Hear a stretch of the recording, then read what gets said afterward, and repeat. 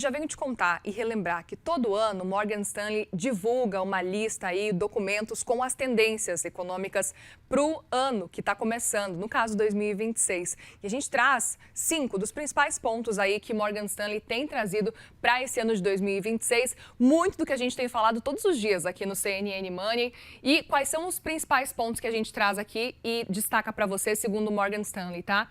A aceleração global movida por inteligência artificial, portanto com investimento em infraestrutura, em chips, em data centers. Além disso, eles também estão colocando uma atenção para a alta de ações de América Latina, Japão e Índia.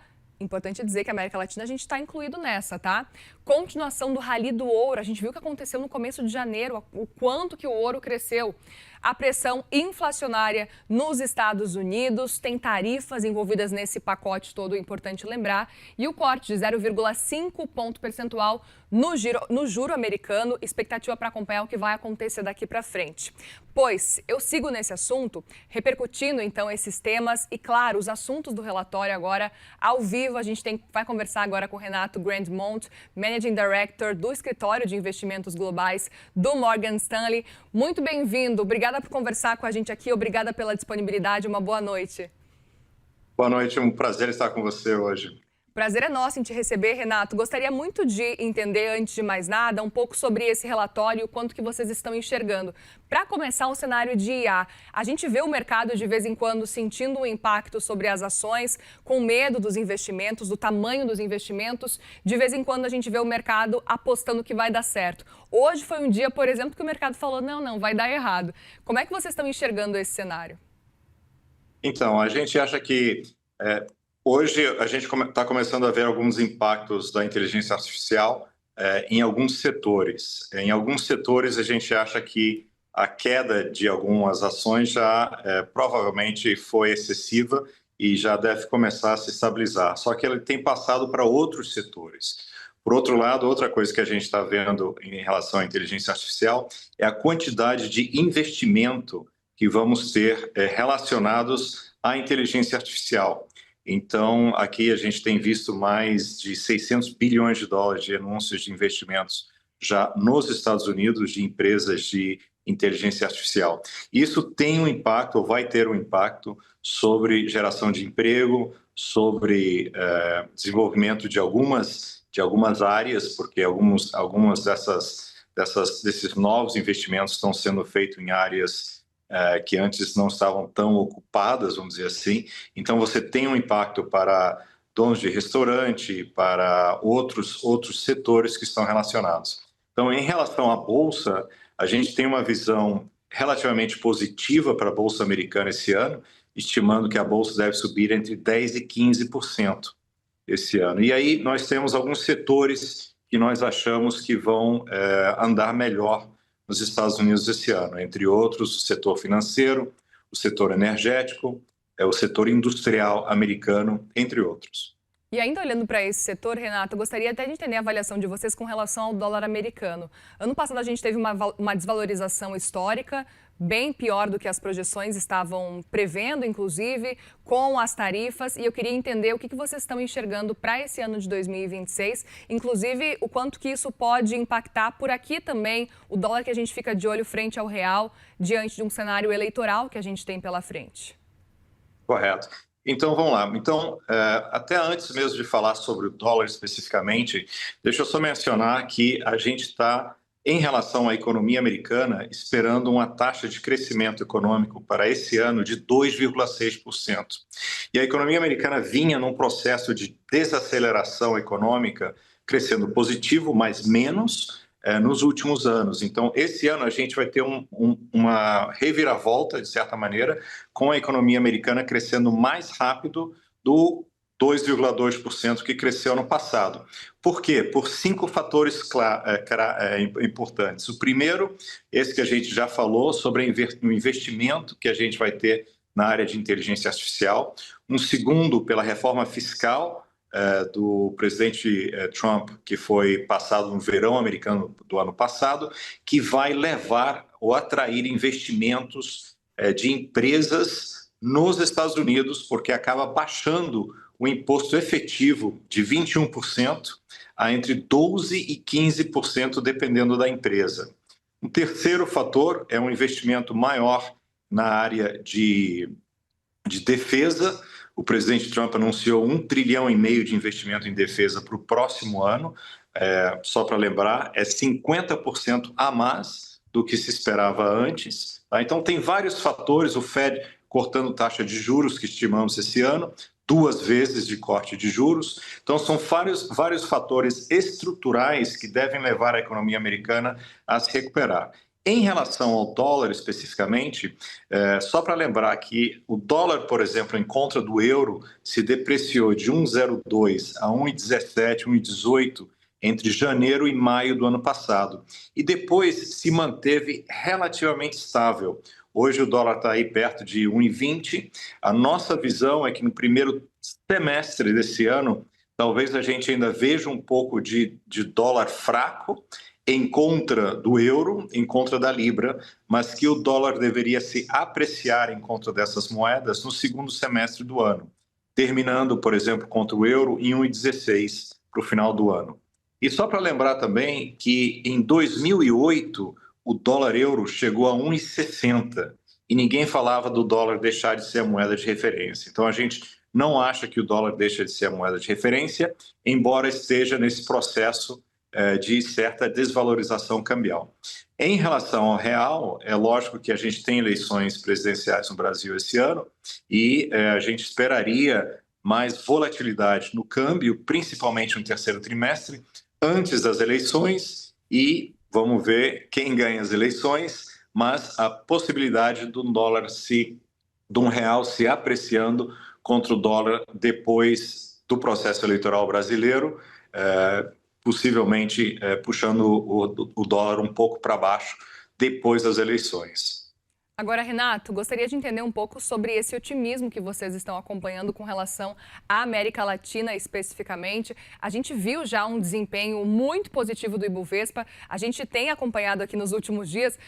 Para ter uma ideia, tá? A gente chegou no 11º recorde do Ibovespa ontem. Isso só em 2026. Portanto, recorde atrás de recorde do Ibovespa. Como é que vocês estão enxergando esse cenário para mercados emergentes, para o Brasil também?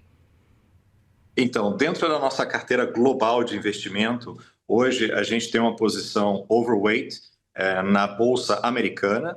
Como eu falei, a gente espera entre 10% e 15% de aumento da Bolsa Americana. A gente tem uma posição otimista com o Japão e a gente tem uma posição otimista com alguns mercados emergentes. Por exemplo, na China a gente está neutro, mas na América Latina a gente está muito otimista, por várias razões. A primeira, a gente está vendo aqui uma volta da doutrina Monroe dos Estados Unidos em relação à América Latina. O que é a doutrina Monroe? Nesse caso, agora, com o presidente Trump, reduzir a exposição da China e a influência da China e da Rússia na América Latina. Então, a operação americana na Venezuela já foi um exemplo disso. Provavelmente a gente vai ter mais pressão sobre o governo de Cuba. A gente viu o que os Estados Unidos fez em relação ao Panamá, dizendo que a China não podia ter o controle dos 2 portos dos 2 lados do Canal do Panamá. Mais investimentos na Argentina, linha de crédito de 20 bilhões de dólares para a Argentina antes do processo eleitoral. No México, o governo americano pressionando os contrabandistas de drogas do México. Já tem 3 bancos mexicanos que quebraram ano passado por lavagem de dinheiro relacionado à droga, e várias outras pressões. Então, a gente acha que isso está trazendo mais investimento à América Latina, em vários países. Então, esse aumento, ou esse foco, de novo, na doutrina Monroe, América para os americanos, reduzindo a exposição da China, está trazendo investimento americano e vai continuar trazendo, está trazendo investimento europeu e de outros países, ao mesmo tempo que reduz o investimento chinês. Por outro lado, esse ano é um ano eleitoral para vários países na América Latina. A gente tem, além do Brasil, tem eleições na Colômbia, tem eleições no Peru, acabamos de ter eleições na Costa Rica, e tivemos eleições no Chile no final do ano passado. E a gente está vendo em vários países da América Latina os candidatos de centro-direita voltando a serem eleitos. Foi o que passou com José Antônio Kast no Chile, foi o que passou na Costa Rica, e a expectativa é que em alguns outros países da América Latina a gente também veja esse pêndulo que tinha ido para a esquerda voltando mais para a direita. E isso deve ajudar a atrair investimentos para a América Latina. E o último ponto é essa política industrial americana, hoje tão forte, que está atraindo tanto investimento para os Estados Unidos. Isso também vai levar ao que a gente chama aqui de nearshoring, em vez do investimento ir para a Ásia para suprir o mercado americano, ele vir para a América Latina e da América Latina ser enviado aos Estados Unidos. E o último fator é o ponto dos commodities. A gente ainda vê uma visão positiva para vários commodities e a América Latina acaba sendo exportador natural de commodities. Então, são vários fatores que levam a que nós tenhamos uma visão positiva em relação aos investimentos na América Latina. Tanto investimentos diretos, como investimentos em bolsa e como investimentos também em renda fixa. E pelo lado da renda fixa, a gente espera não só uma taxa de câmbio mais estável, com potencial de apreciação contra o dólar em alguns países da América Latina, mas esperamos bancos centrais cortando taxa de juros, não só no Brasil, não só no México, mas também em outros países da América Latina. Então, tanto pelo lado externo, como pelo lado interno de redução de taxa de juros e certa atratividade das moedas que levariam a uma pequena apreciação das moedas da América Latina em contra do dólar, faz que nós achamos que vale muito a pena para os nossos investidores globais olharem investimentos na América Latina, inclusive no Brasil, apesar das eleições. Claro, e outro ponto também para a gente conversar aqui é com relação ao ouro. A gente viu ouro e prata se valorizando muito já nesse começo de ano. A gente percebe uma aversão ao risco por parte dos investidores. Você acredita que essa aversão ao risco pode continuar ou ela vai mudar ao longo desse ano? Como é que você enxerga esse desempenho para ouro, para prata? Porque o que a gente vê tem sido, pelo menos ao longo aí desse começo de 2026, parece que existe uma fuga aí, parece que os investidores estão olhando mais para ouro, para prata, do que necessariamente para ações. Como é que você enxerga? Certo. Então, eu acho que tem vários fatores que estão influenciando esses mercados. O primeiro, a gente tem visto já há alguns anos vários bancos centrais aumentando suas exposições em ouro. E eles continuam comprando. Então, um comprador importante de vários bancos centrais comprando ouro, que deve continuar. Talvez para reduzir um pouco a exposição ao dólar americano, talvez por diversificar as reservas, mas a nossa expectativa é que os bancos centrais vão continuar comprando. Segundo, os investidores individuais, que com agora os ETFs de ouro, tem facilitado para muitos investidores terem uma exposição a ouro e prata e outros metais preciosos. Então, essa demanda também deve continuar. Terceiro é o fator industrial. O ouro e a prata, especialmente a prata, são utilizados em processos industriais, onde o custo de você reciclar, utilizar prata reciclada, por exemplo, que é utilizada na fabricação de drones, na fabricação de aparelhos de robótica de alta tecnologia, é muito caro, é muito mais caro você conseguir prata reciclada. E o último fator é a parte da oferta. Hoje, 65% da prata refinada sai da China. Não que eles sejam produtores, mas as grandes refinarias de prata hoje estão na China. E a partir do início desse ano, a China, por exemplo, eles controlaram a exportação de prata refinada. Então, você tem uns fatores de demanda que deve continuar forte e uns fatores de oferta que são específicos a alguns setores, como é o caso da prata. O ouro, ano passado, subiu perto de 60% em dólares. a prata subiu 160% em dólares, e ambos estão ainda positivos para o ano.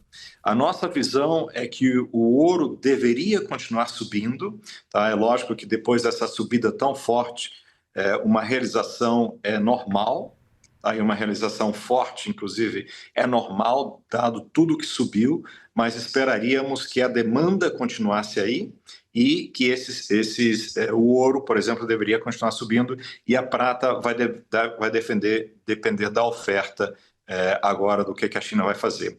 Um último comentário sobre o ouro é que nós estamos vendo grandes investidores, por exemplo, no mercado de criptomoedas, comprando ouro. Hoje, um dos maiores detentores de ouro é a Tether, que é uma empresa de stablecoins. Então, nós continuamos a ver demanda, tem alguns fatores relacionados à oferta, especialmente pelo lado da prata, e achamos que o ouro deveria continuar subindo, a prata possivelmente também, mas então não nos surpreende essa queda tão forte que tiveram desde o início do ano, dado a subida que tiveram ano passado. Muito bem, Renato Grandmont, Managing Director no Escritório de Investimentos Globais do Morgan Stanley. Obrigada mais uma vez pela conversa aqui e volte mais vezes, viu, para compartilhar com a gente um pouco da visão de vocês. Será um prazer. Muito obrigado pelo convite e continuaremos em contato. Muito obrigada, uma boa noite.